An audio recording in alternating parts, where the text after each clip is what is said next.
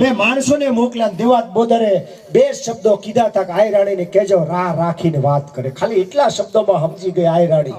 રા રાખીને વાત કરી. પોતાના પૈડનો દીકરો, પેટનો દીકરો, 5 વર્ષનો ઉગાને બોલાવ્યો, બેટા તારા બાપ તને ઉતારે ચોરે બોલાવે છે, તારે જવાનું છે. કેવું દાંપત્ય જીવન છે, સમજી ગઈ. વિચાર તો કરો. હે અરે ભગવાન રામ લક્ષ્મણે જાનકી ગંગા પાર કરીને જાતા હતા. ભગવાન રામે વિચાર કર્યું કે આ કેવટની નાવમાં કોઈ ગરીબ માણસ બેહે ને તો 5 પૈસા તો આને ઉતરાય આપતા હશે. હું તો અયોધ્યાનો રાજકુમાર, આને આપવા મારી પાસે કાંઈ નથી. અને ભગવાનની મુખ મુદ્રા બદલી, ચિંતા દેખાડી. સીતાજીને ખબર પડી ગઈ સાહેબ પ્રભુ કઈક મુશ્કેલીમાં છે. પોતાના અંગૂઠી કાઢીને, મુદ્રિકા કાઢીને આપી ભગવાનને. લ્યો ભગવાન આપી દો. આ કેવો પ્રેમ હશે! આ દાંપત્ય જીવન છે, આ પતિ પત્નીનું જીવન છે. સાચો પ્રેમ હશે ને પતિ પત્ની વચ્ચે સાહેબ, હજારો ગાવ બે આઘા હશે, એકને તકલીફ થાય તો બીજાને ખબર પડશે. પણ સાચો પ્રેમ હોય તો જેને ખોળિયા જુદા અને જીવ હોય, આને પ્રેમ કહેવાય, નહીતર મોટો વેમ કહેવાય. આઈ રાણી ઉગાને વળાવી દીધો સાહેબ. વળાવી દીધો એટલું નહીં, આઈ રાણીને ચોરે બોલાવી અને પોતાના હાથેથી માથું કપાયું કે આંખમાં આહુડું ન આવવું જોવે. અને આઈ રાણી ભાઈ રણચંડી બની ગઈ અને ઉગાનું માથું કાપીને નીકળી ગઈ સાહેબ. આ વાતની ઉપર 20 સોમાહાથ ગઢસૈયા ખાઈને વિયાઈ ગયા. નવગણ જવાન થયો. જાહલના લગ્નના બાને દેવાજ બોદરે આયરોને બોલાવ્યા. જુનાગઢ ઉપર ચડાઈ કરી. હે મૂળરાજને માર્યો અને નવગણને ગાદી હોપી દીધી. અને દેવાત બોદરે જેવું નવગણને રાજ તિલક થયું ને જુનાગઢની ગાદી ઉપર, એટલે 2 ઘોડે સવાર અને મોકલાક જાવ આડીદર બોડીદર આઈ રાણીને જઈને ખબર આપજો કે નવગણને રાજ તિલક કરી દીધું છે, ગાદીએ બેહાડ દીધો. 100 કિલોમીટર દૂર છે સાહેબ જુનાગઢ થી આડીદર બોડીદર. હું જોઈ આવ્યો 2-3 વખત. બરાબર દી હાથ મેં સારે ચડાય. દી હાથ પણ સુરત નારાયણ કહેવાય કે રાંદલના ઓરડે જવાની તૈયારી. ત્યારે દેવાત બોદરની ડેલીએ 2 ઘોડે સવારો આવ્યા. દેવાત બોદર નું ઘર આ ભાઈ. હા આઈ રાણી બહાર આવ્યા. શું કામ છે કે દેવાત બોદરે જુનાગઢ થી મોકલાશે અને કેવરાયું છે કે રા નવગણને રાજ તિલક થઈ ગયો. અને આઈ રાણીએ ભાઈ આશીર્વાદ કાઢ્યા. ખમ્મા બાપ નવગણ કરોડ દિવાળી જીવો, સૂર્યચંદ્ર તપે ને ત્યાં સુધી તારું રાજ તપો બાપ. આવા આશીર્વાદ આપ્યા. અને પછી 2 સોડિયું હતી, એને કીધું પટારામાંથી મારો કાળો કામળો કાઢો, આજ મારે મારા ઉગાના મરસ્યા ગાવા છે. 20 વર્ષ પહેલા જે મારા દીકરાનું માથું કાપીને હાલી ગઈ તેથી હું માં હતી, પણ મારો સમય નહોતો. લાવો ઉગાના લોહી ભીના લુગડા, આજ માનું હૈયું રહે નહીં હાથ. મરદની મોકાણ તેદી મારે ઘેર હતી, પણ તેદી સમય નહોતો મારી સાથ. 20 વર્ષથી જે મરસ્યાને હું સાતીમાં હંગરીને બેઠીની ઉલાળા મારે, આજ મારે મારા ઉગાના મરસ્યા ગાવા છે. વિચાર કરો, આનથી મોટી માતાજી કઈ હોય?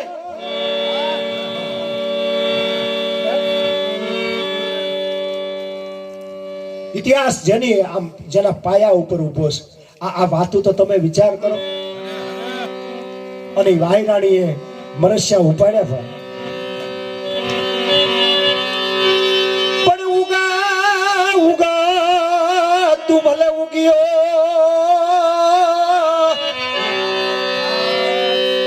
ખરે રે અમારે ઉગો આથમિયો.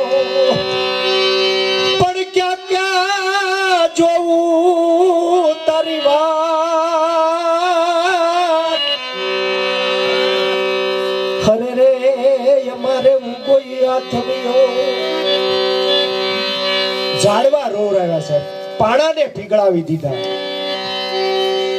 પણ તું જાતા તૂટિયા, અમારે વંશ વેલી તળા. હે બાપુગા તું ગયો ને અમારો વંશ અહીંયા પૂરો થઈ ગયો. વિચાર કરો, દેવાજ બોદરને એક જ ઉગો તો આખો વંશ પૂરો થઈ ગયો. પણ જા ખાલી દરના જોને જાડવા,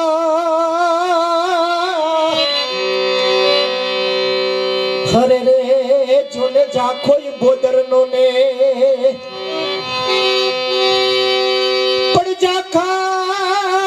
संसार के रास्ते अरे रे बाप तू जाता उगला કેવું દાંપત્ય જીવન હશે પતિ પત્નીના જીવન તો વિચાર તો કરો મિત્રો હે એ ભરસ્યા આવી વાતો તમે વિચાર કરો આજ 1000 વર્ષ પછી રૂવાડા બેઠા થાય આવી વાતો થાય તો જ્યારે જે બનાવ બન્યો ત્યારે કેવી ઘટના ઘટી છે તો વિચાર કરો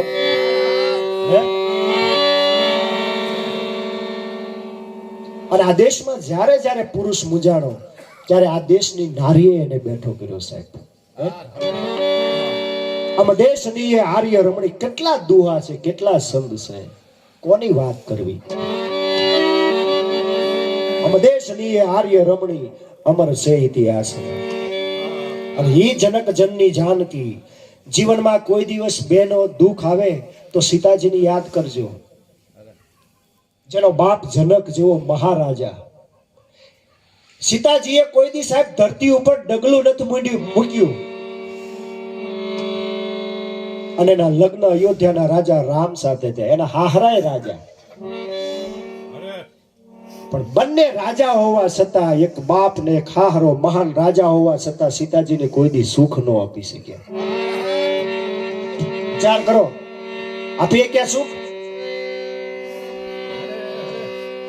ઋષિ વિશ્વામિત્રએ જેના જોયા હતા સગળા જોશ સીતાજીએ સંતોષ જીવનમાં કદી ન ભાળ્યો કાગડા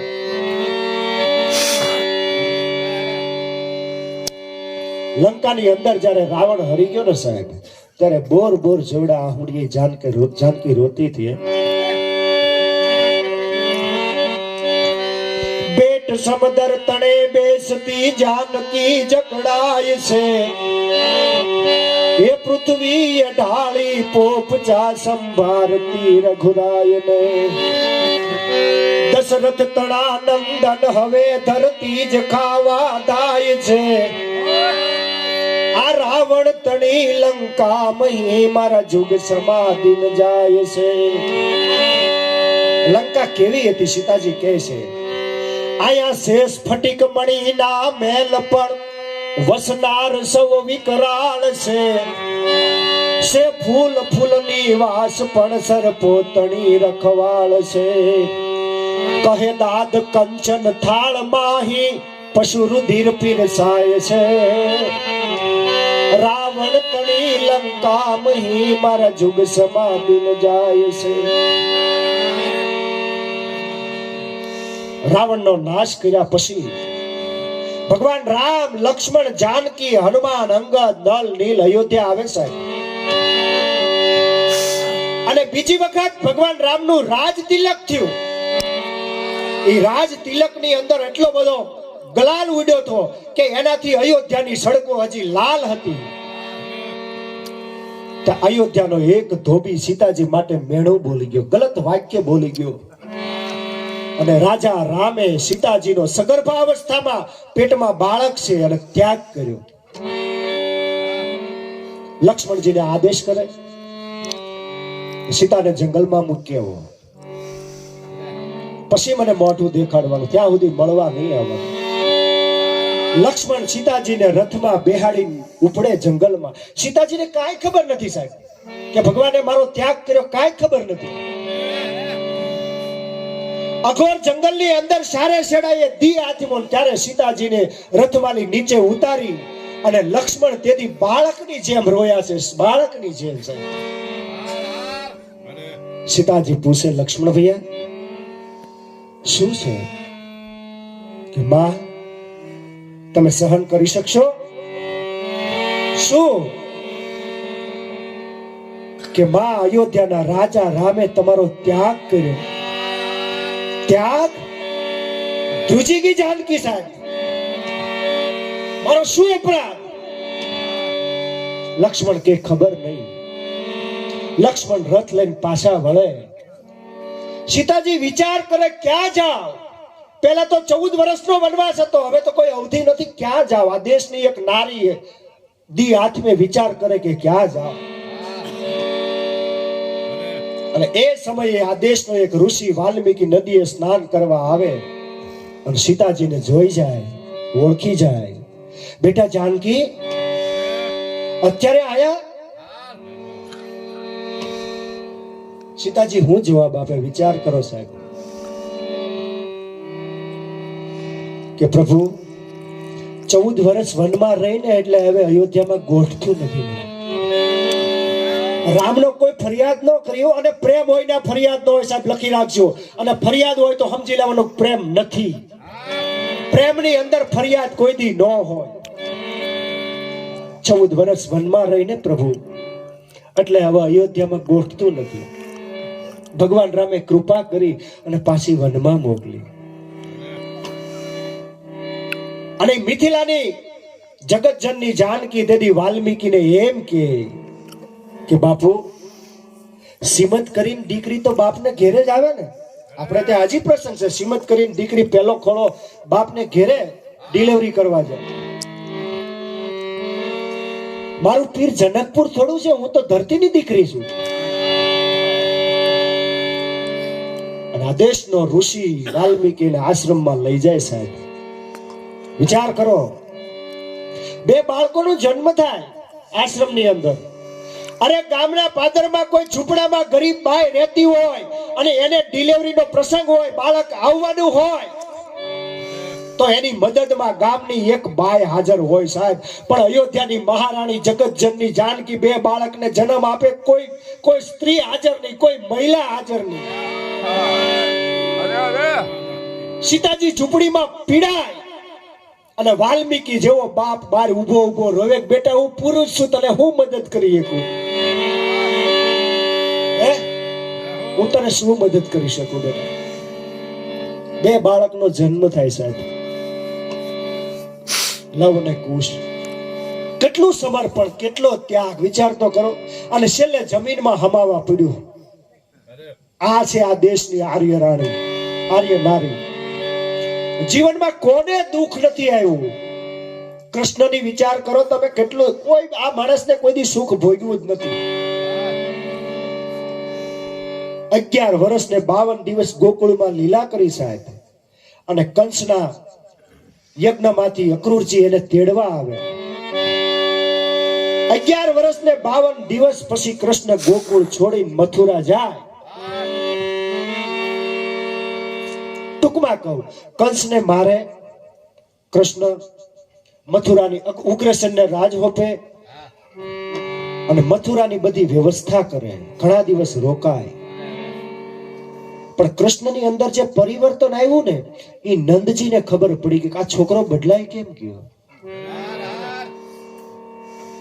એક દિવસ કૃષ્ણને પૂછે છે, ગોપાલ, હા બાપા, બેટા ઘણા દિવસ થઈ ગયા, ગોકુળથી આપણે આવ્યા, તારી માં યશોદા રાહ જોતી હશે, હવે આપણે ગોકુળ જવું જોઈએ. જેમ કોઈ સ્ફટિક મણીની માળા તૂટી હોય ને મોતી ઠમ ઠમ ઠમ કરતું નીચે પડે ને સાહેબ, કૃષ્ણની આંખમાં લે માહુની ધાર ચાલુ થઈ. શ્રાવણ ભાદરવો જેમ વરસો હોય ને, કૃષ્ણ રડે છે. નંદજી પૂછે, કૃષ્ણ કેમ રડેશ બેટા? કે બાબા તમે સહન કરી શકશો? શું? કે બાબા હવે હું ગોકુળ નહીં આવું. અરે તું આવું નહીં બોલ. હા બાબા, હું ગોકુળ નહીં આવું, મારે મારું અવતાર કાર્ય પૂરું કરવું છે. નંદજીને બધી ભલામણ કરે કે મારી માં યશોદાને કહેજો ભૂખી ન રહે, રડે નહીં, સમયે જમી લે, ટાઈમસર જમી લે, મારી ગાયોનું ધ્યાન રાખજો. કૃષ્ણ ભલામણ કરે છે.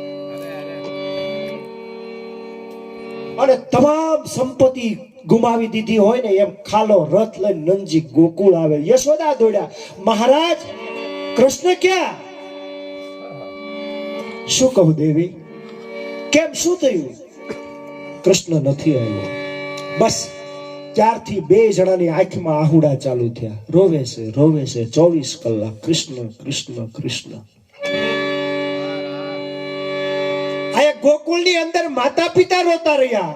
અને મથુરાના રાજભવનમાં ઈ દિવસ 8મે ઈ વ્રજની સંધ્યા યાદ આવે ને, તો ગોકુળ સામે મોઢું રાખીને કૃષ્ણ રડે છે. અખિલ બ્રહ્માંડનો નાથ રડે છે. પ્રેમ દોનો ઓર પલતા હૈ. પ્રેમ એક બાજુ નો હોય, 2 પક્ષમાં હોય.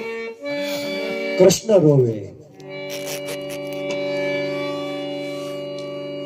મથુરાના રાજભવનમાં એક દિવસ એવી ઘટના ઘટે કે દેવકીમાં કૃષ્ણ માટે થાળી પીરસે, કૃષ્ણ જમવા બેહે અને પહેલી વાર એવો બનાવ બન્યો કે કૃષ્ણએ થાળીને આમ ધક્કો મારી દીધો અને ઊભા થઈને બીજા ઓરડાની અંદર વિયાઈ ગયા. દેવકી માને બહુ ખોટું લાગ્યું. દેવકી માં રોવે છે, રડે છે.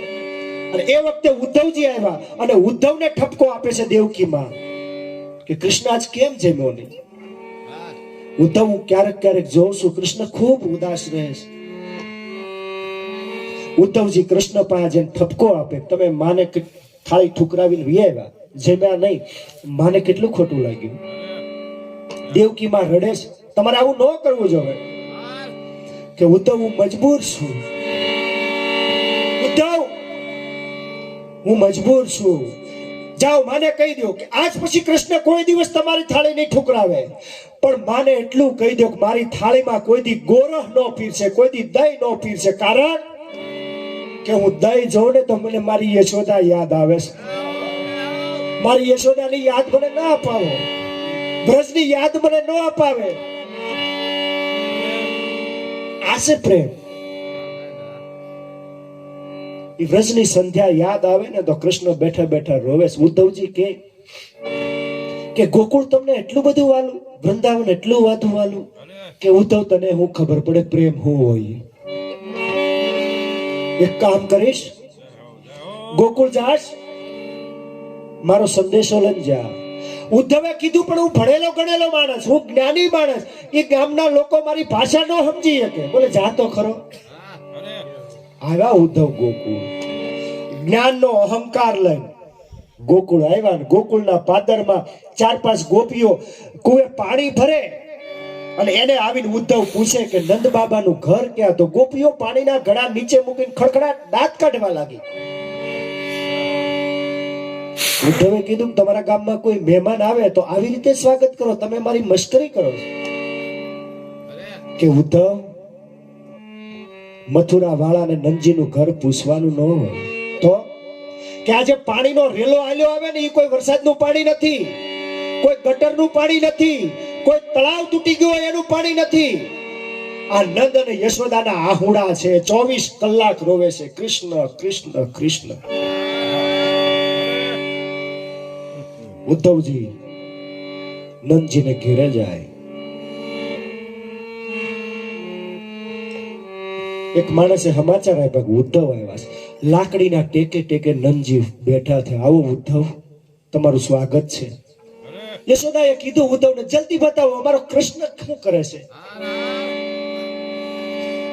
બધી વાત કરે છે, હું તો વાત ટૂંકમાં કરું. ઉદ્ધવે કીધું કે હું ગોકુળનો પ્રેમ જોવા આવ્યો છું. યશોદાએ આંખમાં આહુડા છે, રોવે છે, રડે છે. અને ઉદ્ધવને કીધું કે ઉદ્ધવ, અમે હું પ્રેમ બતાવી એકવાર? હે, અમારામાં જો હાચો પ્રેમ હોત તો કૃષ્ણના વિરહમાં અમારું મોત ન થયું હોત. અમે જીવતા છીએ, અમે હું પ્રેમ બતાવી શકીએ? ઉદ્ધવ, પ્રેમ જોવો ને તો સામેના સાપરામાં ગાય બાંધી છે. જ્યારથી કૃષ્ણ ગયો ત્યારથી ખડ ખાતી નથી, પાણી પીતી નથી. ઉદ્ધવ ગાય પાસે જાય તો ગાય રોવે છે. ઘણા દિવસ રોકાય, ગોપીઓને મળે છે. ગોપીઓને શિખામણ આપે કે ઈશ્વર તો સર્વ વ્યાપક છે, એમાં મન લગાડવું જોઈએ. ગોપીઓએ કીધું કે પણ અમારી પાસે તો એક મન હતું ને, કૃષ્ણની હારે ગયું, આમાં મન લગાડવું ક્યાં? બીજું મન હોય તો લગાડે ને. એક મન થા સો ગયા શ્યામ સંગ, કૃષ્ણની સાથે ગયું, મન ક્યાં લગાડવું? ઘણા દિવસ રોકાય અને એક દિવસ ઉદ્ધવ વિદાય લે છે. યશોદાજી એક માટીની કુવડી લીધી, એમાં દહીં નાખ્યું, માથે કપડું બાંધી અને ઉદ્ધવને આપે છે. ઉદ્ધવ, આ ગોરસ આ દહીં છે, કૃષ્ણને ખવડાવજો. આ મોરપી છે, મારા વતી એના માથા ઉપર ખોડજો, લગાડજો. અને ઉદ્ધવ, કૃષ્ણને કહેજો તારી માં યશોદા તારી માફી માંગે છે. એક દિવસ બહુ તોફાન કરતો હતો ને ગોકુળમાં, ત્યારે મેં એને ખાંડડિયાને બાંધ્યો હતો. એને કહેજો કે તારી માં યશોદા માફી માંગે છે. અને હદ તો ત્યારે થઈ જ્યારે નંદજી બોલ્યા છે, ઉદ્ધવ, મથુરાનું રાજભવન તો ખૂબ મોટું હશે ને, એ રાજભવનની અંદર કામ વાળાની જો જગ્યા હોય તો મને ને યશોદાને કામ કરવાના બોલાવી લઈ, અમે એના હાવણી વાળશું, એના વાસણ ઉટકશું. વૃંદાવન કી કુંજ ગલી में गिरधर लल्ला गाहू, અમે એના નોકર થઈને રહીશું, પણ એના દર્શન તો થાય ને.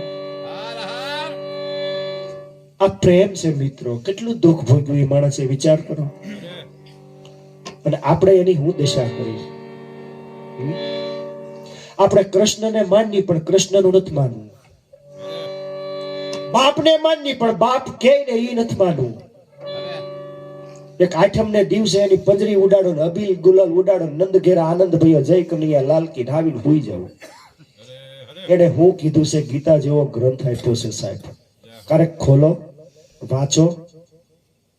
હે, દુનિયાનું તમામ જ્ઞાન આ ગીતા ગ્રંથની અંદર છે. પણ આપણે તો ઘેરે બસ દીવાબત્તી કરીને અગરબત્તી કરીને કોઈ દી ખોલી નહીં. દરદ છું, દવા લીધી પણ પીધી નહીં, ઓશિકા હેઠે જ મૂકી રાખી. દર્દ કેમ મટે? ગીતા ખોલો, વાંચો. તમારા સંશયો, તમારા વહેમો, તમારી ભ્રમણા, તમારી માન્યતા, આ બધું એની મેળે ભાગી જાય સાહેબ. સૂર્ય ઉગે ને એટલે અંધારું કોઈ દી ન ઊભું રહે. આ છે પ્રેમ, આ છે ભાવ. આવો ભાવ ને આવો પ્રેમ જો પરમાત્મામાં લગાડશો ને, અને જે એ દિવસે પરમાત્માના દર્શન તમને ન થાય તો ખાહડાનો ઘા કરજો. બનાવટ નહીં, ભાવ અને પ્રેમનો ભૂખ્યો છે એ માણસ પરમાત્મા, બીજું કાંઈ નથી. પણ પ્રસંગ આપણે સીતાજીનો લીધો એટલે ભજને પણ એનું લઈ લો. હવે વધારે વાતો નહીં કરવી.